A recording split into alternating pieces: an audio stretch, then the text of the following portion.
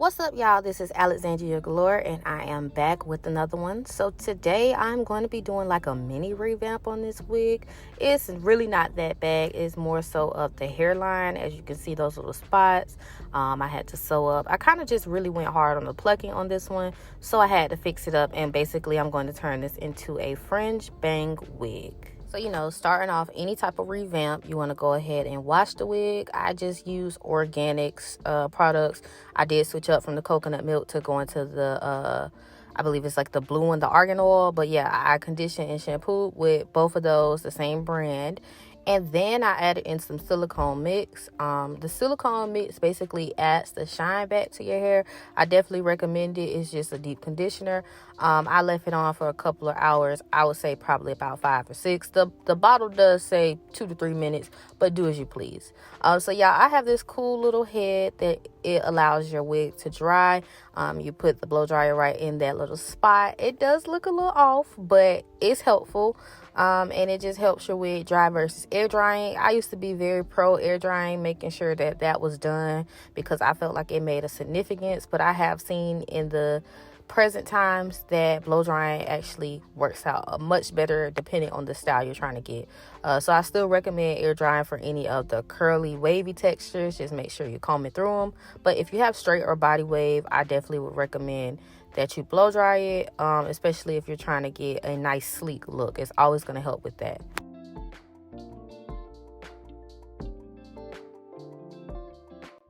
Alright, so that's the full look of how it looks once it's fully blow dry, and you could definitely see a difference than what it would look like if I let it air dry.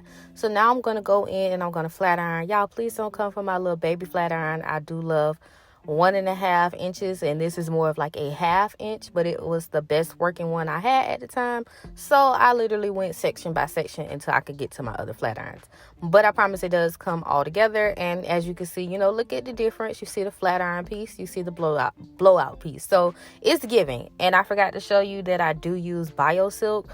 So I just went all over the section that I was going to do and put the bio silk on, and then I went over that piece that I had already pulled out. This had, between this and the silicone mix, when I tell you this hair was soft, I did not want to take it off. And listen, I'm not being biased because it's hair from my line. I promise you, like, this hair felt fresh out of the pack, not worn, and I've had this wig for a good little minute. I would say probably over a year at this point. So to get back to its original feel was definitely surprising to me, because I normally just go with whatever I'm going with and I don't try to get it back to the original condition. So that was like something different for me, and I love it. I would definitely recommend bio silk and silicone mixed together.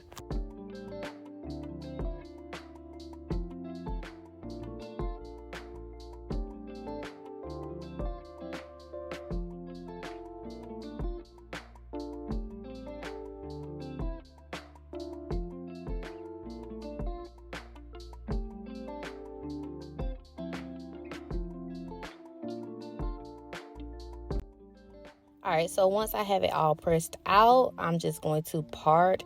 And I did most of my parting off camera because I have to really focus. But I did start it off here. I wanted to make sure that I was doing equal sides because we're doing a bang. So if you got one side that's too thick, you're definitely going to know. One side that's too much hair on one side, you will figure it out. So I did like a little triangle type of part.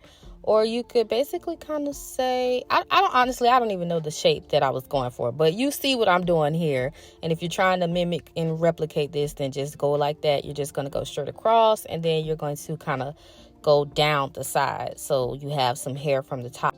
Now, once you have your desired parting, which took me a minute to get, but once you have that, you're going to take both of your 2 pieces. You should only have 2 pieces, even if you're doing a frontal, because you don't want to cut the whole ear to ear. So take your 2 pieces and you're going to twist them. And it should be upcoming to show y'all what I mean by twisting them, but give me a second and you'll get the concept. So yeah, when you twist them, you're going to go in one direction.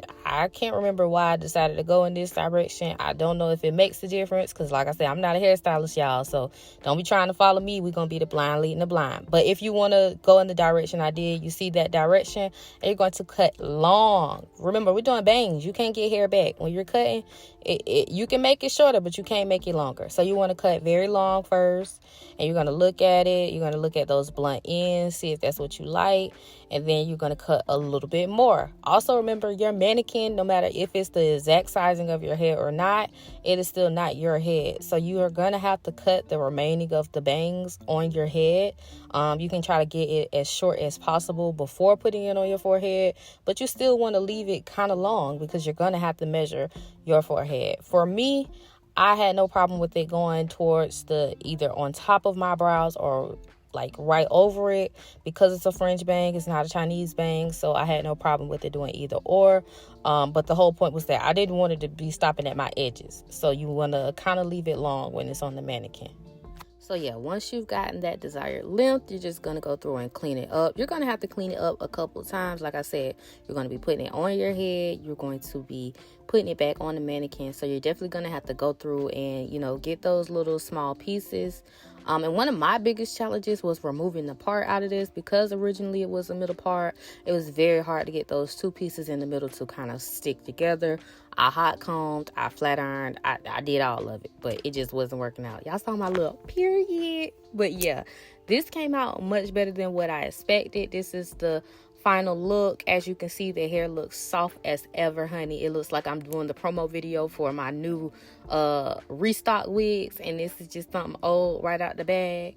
And the bang may look super short here, but like I said, I wanted it to reach my eyebrows or go right on top. I can actually do both, and this is the final product. So it's right above the eyebrow. I can pull it down and pull it right over. As you can see, I have those little long pieces. I am absolutely in love with it, and I just want to say thank y'all for watching, and make sure you tune in to the next part of the wig series.